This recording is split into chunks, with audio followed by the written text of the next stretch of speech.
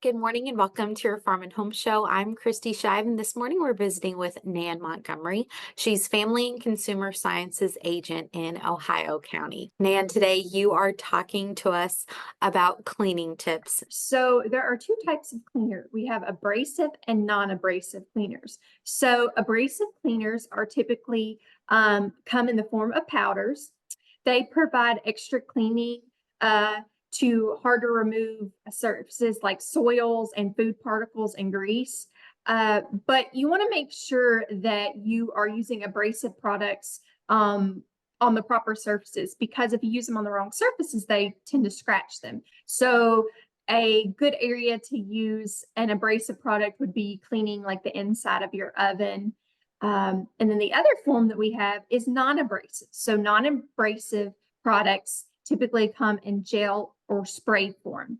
These should be used on surfaces that can be easily scratched. So some examples would be you could use it on the outside of your fridge, the dishwasher, or cleaning kitchen cabinets.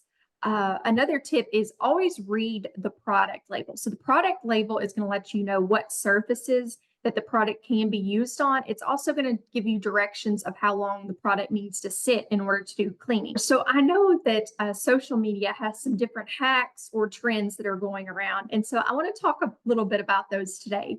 So one of the ones that I see on an occurrence is taking a mop bucket filled with a floor cleaner and then adding a laundry pod.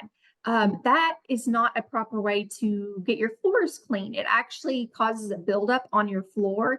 And laundry pods have different enzymes that are specifically designed for your laundry, and they're not made to go on your floor. So you're actually hurting your floor when you mix different cleaners that aren't designed for cleaning your floors.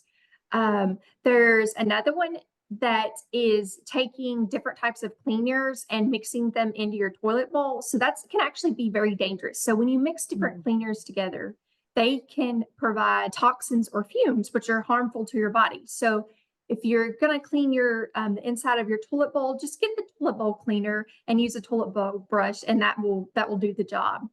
Other things are when it comes to cleaning your bathtub, there are specialty products made for cleaning your bathtub, and soap scum tends to be an issue in people's bathtubs or showers, and hard mineral. So read the labels. They will say if they are made for your shower or your tub, and the product will say if it's made to remove the soap scum or the hard minerals.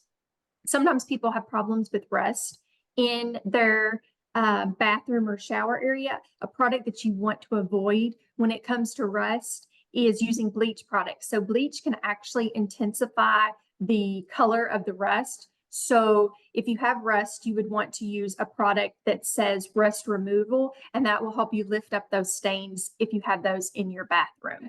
So some other tips before you start cleaning your home, you would want to make sure that you take off your shoes before you enter your home. Our shoes carry dirt and dust and pollen, and they can get stuck into our rugs and our carpet. Another tip is to make sure that you are washing your hands. So when you return home from work or school, church, sporting event, come directly in and wash your hands, and that's going to help cut down on the germs and bacteria that are within the surfaces of our homes. Do you have any other advice on where we can go for more cleaning tips?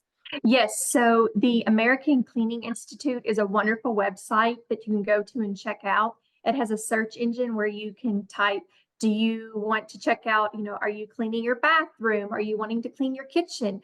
It has tips and recommendations for the types of surfaces that you want to clean. If you're not sure, you can go on there and it can give you cleaning methods and what can help remove stains. This also applies to doing laundry. It has excellent advice for removing stains from your laundry. So any type of household really cleaning question you can get from the American Cleaning Institute. That's a really great resource. And of course, your local extension office, we have resources as well that we can give you.